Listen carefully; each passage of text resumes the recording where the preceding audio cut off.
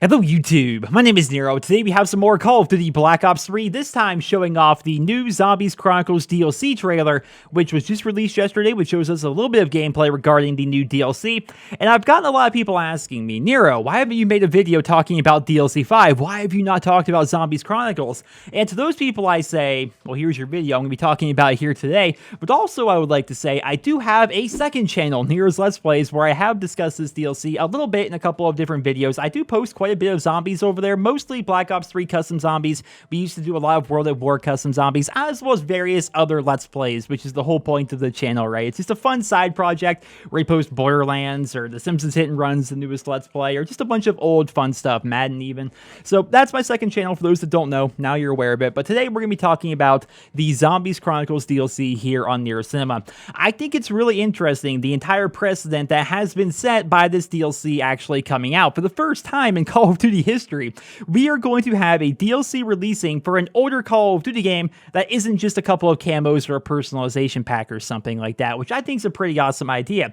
Furthermore, we're going to be having old Zombies maps recreated here in 2017 with current technology, and it's all going to be put together in one DLC pack for a pretty fair price, honestly. That's the big thing people are asking me about right now. I feel as though the price for Zombies Chronicles is pretty freaking fair. So what we're actually getting is, for Black Ops 3, a remastered Nocturne on Toten, Verrucht, Shino Numa, Kino der Toten, Ascension, Shangri-La, Moon, as well as Origins. We're getting all those maps, all 8 of them, remastered in one DLC pack for $30. I am somebody that kind of has their finger on the pulse of the Call of Duty community. I read the comments of course, all my videos, other people's videos, Twitter. I read forums like Reddit and stuff like that. I think I have a good idea of what the community thinks about the price here. I would say probably 80 to 90% of fans are happy with the price of this DLC, which is honestly pretty great because, one, I think it's a fair price, honestly. 8 Zombies maps for $30, whereas for $15 we get 4 multiplayer maps in a Zombies map, whereas multiplayer maps are like nothing compared to Zombies maps in terms of complexity and how hard they are actually to put together. I think it's a pretty fair price, and it's just nice for a change for something to release for Call of Duty where the vast majority of people are just happy, which that never happens anymore. It just never freaking happens. And so I'm happy to see that. I think the price is pretty awesome. I'm pretty excited for the DLC as a whole. What we saw in the trailer was pretty fantastic, and now we're going to come over to some gameplay here of Verrucht. This is a remastered version of Verrucht on Black Ops 3. This was a fan creation, however. This is not the official creation, and we're going to be playing through this map for the rest of this video because I think it's going to help me make a couple of points that I would like to make in this video. The only thing that I'm a bit disappointed on regarding this DLC, and the general consensus among other people, is this is like the only downside I would say to the DLC for most people, is that the maps are going to be recreated with Black Ops 3 stuff rather than the old original stuff. So for example, when you play on Nocturne on Toten, instead of having like an M1A1 carbine on the wall or having a Thompson on the wall, you instead are going to have Black Ops 3 weaponry. It's going to be a thing. Inside the box, you're going to have Black Ops 3 weaponry, and on every single one of these maps, Gobblegum is going to be a feature. I'm disappointed that they are going to have Gobblegum and Black Ops 3 weaponry, but they are not going to be adding Pack-a-Punch to the older maps. For those that don't know, because there are a couple of you guys out there who have never played some of these older maps, I'm very excited for you guys, because you guys have it better than anybody, I think, because for the first time on a current game, you are going to be able to play a bunch of older stuff without having to go back and play the older games, and I think it's a really cool thing. But Doris was the first Zombies map to have Pack-a-Punch. It was the 4th map in World at War, so the first 3 maps, Nocturne on Toten, Verrucht, and Shino Numa, they didn't have Pack-a-Punch, and in the remaster, they're also not going to have Pack-a-Punch, which I think is a big missed opportunity, honestly. They really should have Pack-a-Punch. I see a lot of people arguing against it. I don't know if they're just like hardcore Zombies fans or what, but they argue against it, saying, Nero, they want the maps to remain true to the original. They did not have Pack-a-Punch, therefore they should not have Pack-a-Punch in the remaster. And to those people, I say, how can it be true to the original? Gobblegum is going to be a thing, and Black Ops 3 weapons are going to be a thing, and potentially Double Tap 2.0 is going to be a thing on these maps. How is it true to the original in any way? Like, I don't feel so adding Pack-a-Punch would be a bad thing, because if you have something like Gobblegum, Gobblegum in Black Ops 3, in my opinion, makes zombies a little bit too easy. Some of the pieces of gum that you can get are just ridiculously overpowered. You have Perkaholic, which on round 1 can give you every single perk on that map. You have Self-Medication, which is going to auto-revive you and let you keep everything. You're going to have Shopping Free, which allows you to unlock everything and buy everything for free for 1 minute, right? And this is not me throwing shade whatsoever. I quite enjoy his videos and his personality as a whole, but I watched the Noah J video on the remastered Origins map, and he used Shopping Free and is like running all throughout the entirety of the map, like on round 2 or something like that, just unlocking absolutely everything. And I'm like, how's that true to the original? So to those people, if the maps are going to have Gobblegum, which are inherently like overpowered aspects and things that you can add to the map, why not have Pack-a-Punch? It just doesn't make sense, especially on those older maps. Like, if you've ever seen a high round video of some of the original World of War maps, or if you've ever done it yourself, then you know the only way to get to a high round on those old maps is to train zombies for hours and hours, then run them through traps, or get a wonder weapon like the ray gun, or something powerful like that, because at a certain point on those maps, guns just don't do enough damage to kill zombies anymore. Back in 2008, and this is where like people think I don't play zombies. I play quite a lot of zombies, and I have over the years especially.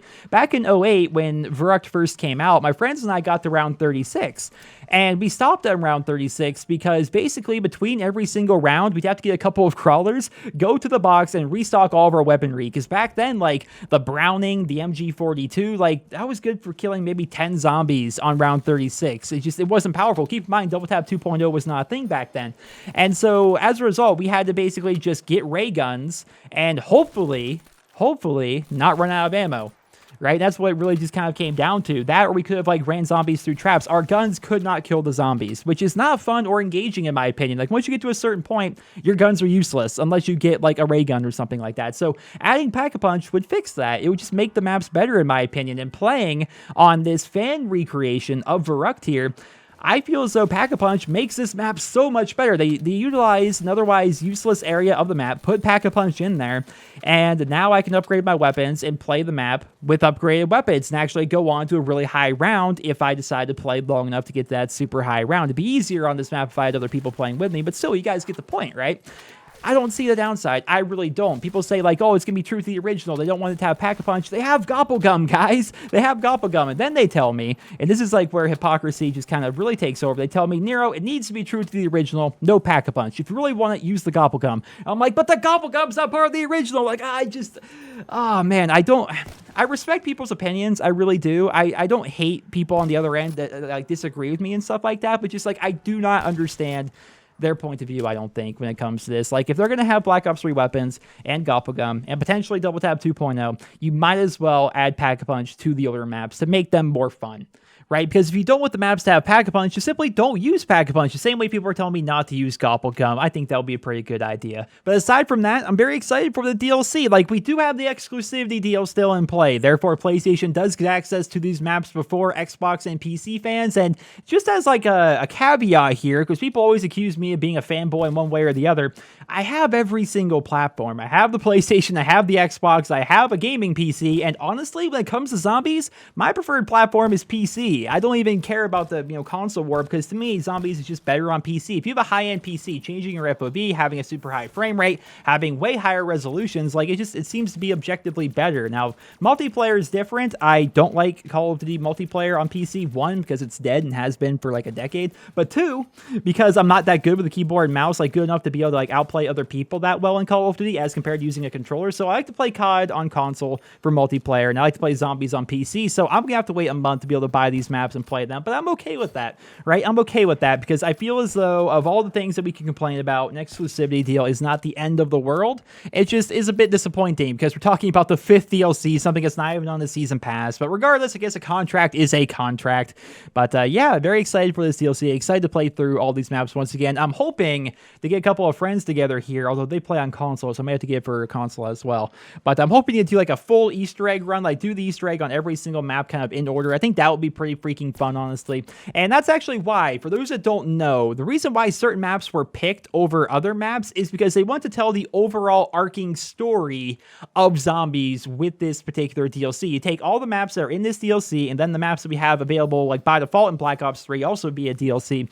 it tells the entire zombies story, right? The reason why something like Mob of the Dead, for example, was not chosen to be recreated is because the Mob of the Dead universe is like, maybe the same universe actually, but the story of Mob of the Dead is its own kind of self-contained story. It's only about those particular prisoners at that prison at that time. It has nothing really to do with the overarching zombie story, which is why it was not recreated, because believe me, Mob of the Dead was freaking fantastic, like especially with grief mode. Like they haven't announced anything regarding grief or anything like that, but man, grief mode on Mob of the Dead, we spent so much time there. I used to live stream that, believe it or not, and I'm just excited to play through the maps, man. I keep saying it over and over, but I'm excited to play through these maps. I'm especially excited for Shangri-La because my friends all seem to hate that map. I didn't play it a ton back in the day, and people seem for one reason or another just to not like that map, but it looks so gorgeous that it's gotta be amazing. I can't wait to play through it. Looking through Moon, watching gameplay of people on Moon, it's like, holy freaking crap, man. For those that don't know, there are certain zombies YouTubers that do have gameplay of these maps on their channels. Like, there are people that have footage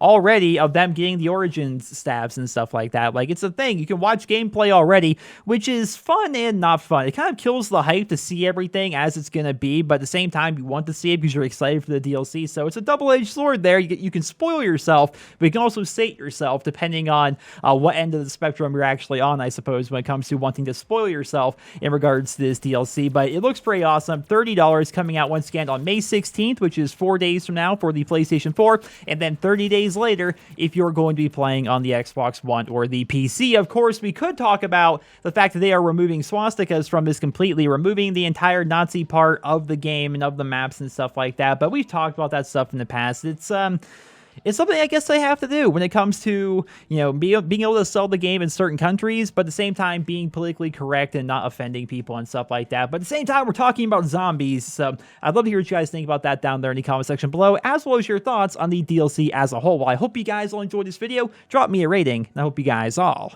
have a wonderful day.